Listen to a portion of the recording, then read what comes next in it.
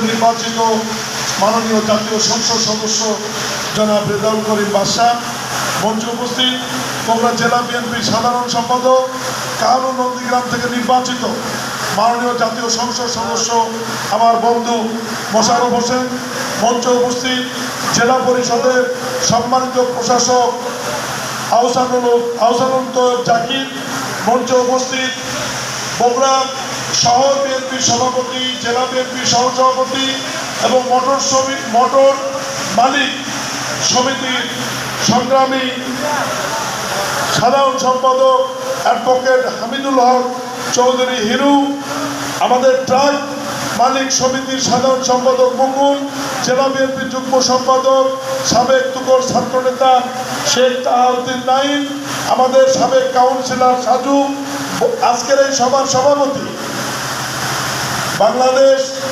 সড়ক পরিবহন ফেডারেশনের সভাপতি, রংপুর এবং রাজশাহী শ্রমিক ফেডারেশনের দায়িত্বপ্রাপ্ত সভাপতি, বগুড়া মোটর শ্রমিক ইউনিয়নের বিপুল ভোটে নির্বাচিত সভাপতি শ্রমিকের প্রাণ আব্দুল হামিদ মিঠুন, উপস্থিত বগুড়া মোটর শ্রমিক ইউনিয়নের নির্বাচিত সাধারণ সম্পাদক শামসুল হক শামসু ভাই সহ বগুড়া মোটর শ্রমিক ইউনিয়নের বিভিন্ন পর্যায়ের নেতৃবৃন্দ, মোটর শ্রমিক ইউনিয়নের সাধারণ সদস্যবৃন্দ, প্রিয় সাংবাদিক ভাইরা, আমার বিএনপির রাজনৈতিক সহকর্মীবৃন্দ এবং শ্রমিকদের মধ্যে মৃত শ্রমিকদের পরিবার যারা এখানে উপস্থিত আছেন, চেক নিতে আসছেন তারা সহ আইন শৃঙ্খলা বাহিনীর সদস্যবৃন্দ, আসসালামু আলাইকুম।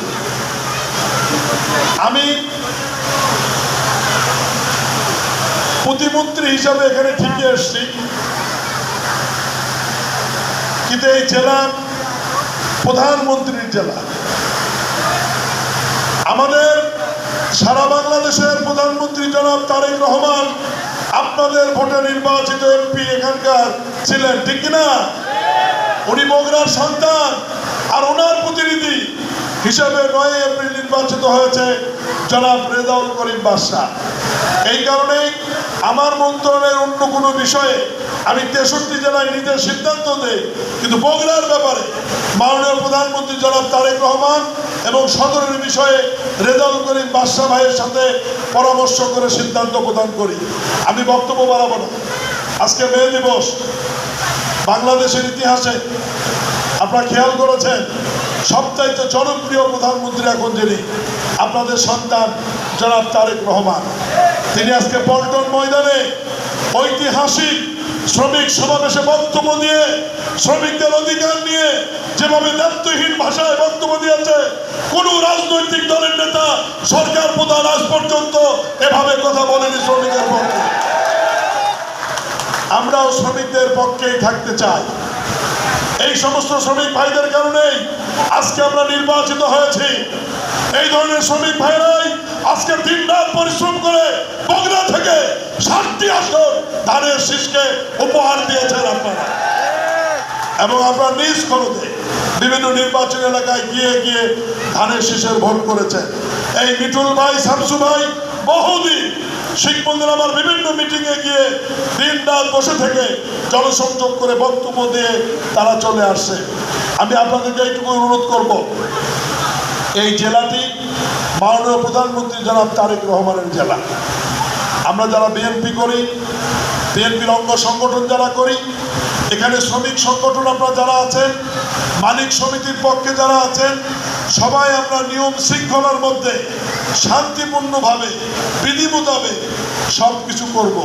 এমন কোনো কর্মকাণ্ডের সাথে আমরা জড়িত হব না যাতে বগুড়ার দুর্নাম হয়, আর বগুড়ার দুর্নাম হলে মাননীয় প্রধানমন্ত্রী জনাব তারেক রহমানের দুর্নাম হবে, ঠিক কিনা?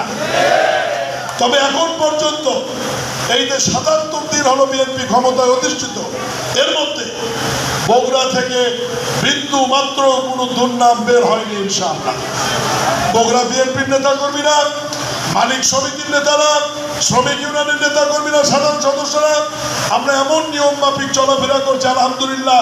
আগামী 5 বছর এই শৃঙ্খলা, এই নিয়ম আমরা বলবৎ রাখতে চাই।